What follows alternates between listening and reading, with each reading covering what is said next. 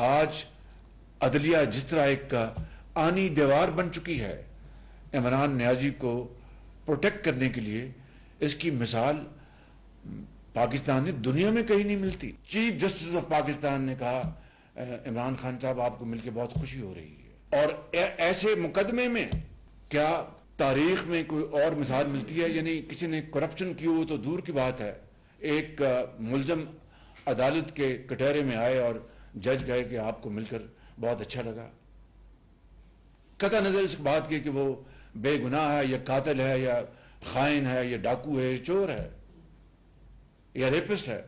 کبھی عدالت کے کٹہرے میں کسی آرڈنری جج نے بھی کہا کہ آپ بطور ملزم آئے ہیں تو آپ کو مل کر اچھا لگا؟ چور ڈاکو کی گردان دن رات کی انہوں نے، اور کس طرح جھوٹے مقدمات میں پولیٹیکل لیڈرشپ کو، کارکنوں کو انتقام لینے کی خاطر اپنے ذاتی جو انتقام اس کی آگ کو بجھانے کے لیے ان کو جیلوں میں بھجوایا گیا، اور صریحاً وہ جھوٹے مقدمات تھے۔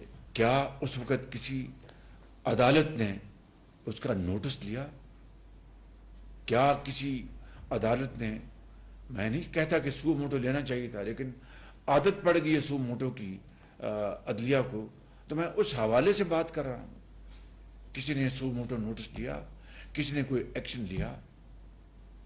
مگر آج یعنی میں نے نہیں، آپ نے نہیں، نیب نے یا ایف آئی اے نے جو کیسز بنائے ہیں وہ ان کی اپنی ایک انڈیپینڈنٹ ان کی اتھارٹی ہے نیب کی، اور جس طرح نیب نیازی گٹھ جوڑ نے مل کر ایک پاکستان کے اندر تباہی مچا دی، کاروباری حضرات کو بھگا دیا، سرمایہ کاری بند ہو گئی، اور ہر طرح کی الزامات لگا کر مطمون کیا گیا پولیٹیکل لیڈرشپ کو اکراس دا کنٹری۔ تو آج اگر نیب نے ایک جینون ایک کیسز اگر بنائے ہیں غبن کے، کرپشن کے، تو اس کے اوپر آج عدلیہ جس طرح ایک آنی دیوار بن چکی ہے عمران نیازی کو پروٹیکٹ کرنے کے لیے، اس کی مثال پاکستان میں دنیا میں کہیں نہیں ملتی۔ جس زمانے میں آپ کے خلاف، ہمارے سب کے خلاف جھوٹے کیسز، مقدمات بنائے جا رہے تھے، اسی وقت چاہے وہ بی آر ٹی پشاور کا منصوبہ ہو، چاہے وہ بلین ٹری کا منصوبہ ہو، چاہے وہ دوسرے منصوبے ہوں، نہ صرف ان کے اوپر سٹے آرڈر دیے جا رہے تھے بلکہ ان کیسز کو یعنی ان کی انویسٹیگیشن شجر ممنوع قرار دی جا رہی تھی۔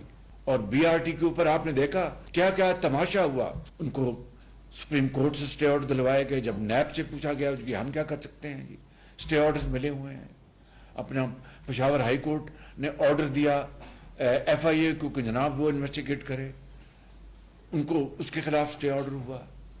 معلم جبہ کو لے لیں، معلم جبہ کو میں نیب نے کلین چٹ دے دی، اور خود صوبے کے اداروں نے کہا کہ اربوں روپے کی کرپشن ہوئی ہے بی آر ٹی میں، پشاور کا جو منصوبہ ہے۔ اور کس طرح آپ نے دیکھا کہ بسوں کو جل جاتی تھی، کس طرح آپ نے دیکھا کہ وہ جو ان کے جو ٹرنز تھے وہ اتنے ویشیس تھے، اس کی جو ڈیزائن اتنے خراب تھے کہ وہ ان سے وہاں پر جا کے ٹکرا جاتے تھے، کس طرح آپ نے دیکھا کہ ٹائر برسٹ ہو جاتے تھے، کس طرح آپ نے دیکھا کہ ان کی چھتوں سے بارش کے دوران پانی ٹپکتا تھا۔ اربوں روپے کی کرپشن ہوئی، اربوں روپے کی۔ کسی نے پوچھا بلا کے کہ جناب یہ کیا ہو رہا ہے؟ بلکہ ان کے خلاف سٹے آرڈرز دیے گئے اور بڑی ڈھڑائی سے کہا گیا کہ جناب سٹے آرڈرز ان کے اوپر آپ کوئی ہاتھ نہیں لگا سکتا، چاہے وہ عدالت عظمیٰ کے سٹے آرڈرز ہوں یا کسی اور کے سٹے آرڈر ہوں۔ جب پشاور ہائی کورٹ نے حکم دیا کہ اس کی تحقیقات کی جائیں تو ایف آئی اے کرے، وہ بھی سٹے آرڈر مل گیا، معلم جبہ میں کلین چٹ دے دی گئی۔ تو یہ وہ صورتحال ہے اسی زمانے میں کہ ایک طرف اپنا پوری یلغار تھی اپوزیشن کو مطعون کرنے کی، ان کو پوری دنیا میں ان کو بدنام کرنے کے لیے، اور یہ ایک ایجنڈا بنایا گیا تھا عمران نیازی اور اس کے حواریوں نے کہ 10 سال عمران نیازی ہوگا ایک فیشسٹ ڈکٹیٹر جمہوریت کے ایک لبادے میں، اور اس کے ساتھ جو اس کے ہواری جو ہیں وہ 10 سال وہ جناب اس کے ساتھ بیٹھیں گے اور پاکستان کا وہ خدا نخواستہ تیا پانچا کر دیں گے. یہ ہے وہ بیک گراؤنڈر جو کہ آج کے حالات پر وہ اگر آپ دیکھیں تو دیکھنے والے کی آنکھ اور سمجھنے والے کا دماغ فی الفور ہر بات سمجھ جائے گا. اب میں آتا ہوں جو اس وقت جو صورتحال ہے. 9 مئی کا دن پاکستان کی تاریخ میں البناک ترین دن تھا. 16 دسمبر 1971 کے بعد جب فال آف ڈھاکہ ہوا تو وہ قائد کا پاکستان 2 لخت ہوا.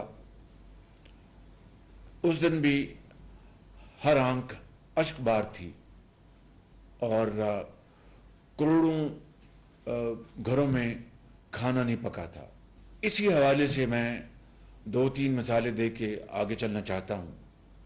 جب مرحوم ذوالفقار علی بھٹو سابق وزیر اعظم کا جب جوڈیشل مرڈر ہوا تو لوگوں نے احتجاج کیا جو ان کا حق تھا.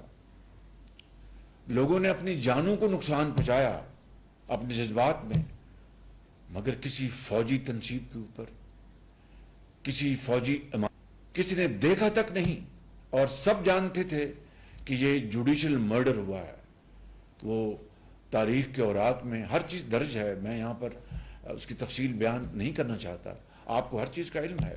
جب محترمہ بینظیر صاحبہ کو شہید کیا گیا تو فوراً انگلیاں اٹھیں، فوراً سوالیہ نشان اٹھے. کس طرح وہ محترمہ شہید کا خون جہاں پر تھا اس کو دھو دیا گیا. بھرپور احتجاج ہوا، لیکن اور اس وقت ایک آمر تھا، وہ تھا حکومت کا سربراہ، لیکن کسی فوجی عمارت کو کسی نے دیکھا تک نہیں، کسی فوجی تنصیب کی طرف کسی نے رخ نہیں کیا، اور بغیر وقت ضائع کیے صدر آصف زرداری صاحب نے پاکستان کھپے کا نعرہ لگایا، اور اس طرح جو قائد کا جو بچا ہوا پاکستان تھا وہ بچ گیا. اس سے بڑی میں سمجھتا ہوں کہ حب الوطنی کا ثبوت، صبر، برداشت اور پاکستانیت کا اور کیا ثبوت ہو سکتا ہے کہ ایک خاتون وزیر اعظم جو پاکستان آئی تھیں، الیکشن میں حصہ لے رہی تھیں، اس کی بھرپور کیمپین میں شریک تھیں، اور ان کو شہید کر دیا گیا. اور سب جانتے تھے کہ یہ ایک آمر کی حکومت ہے، اور جس طرح وہ نشانات مٹائے گئے. پھر اب آگے چلتے ہیں. میاں محمد نواز شریف کو جس جھوٹے مقدمے میں ان کو سزا سنائی گئی، 100 دن روز میاں نواز شریف ان کی بیٹی ٹرائل کورٹ میں روز حاضر ہوتے تھے، حتیٰ کہ ہفتے کو بھی رات کے 8 بج جاتے تھے، مگر وہ حاضری دیتے تھے.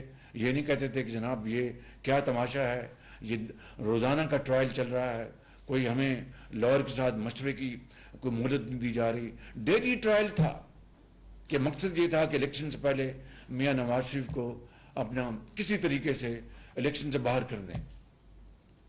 تو 100 دن وہ اپنی صاحبزادی کے ساتھ وہ آتے رہے اور عدالت کے سامنے حاضر ہوتے رہے.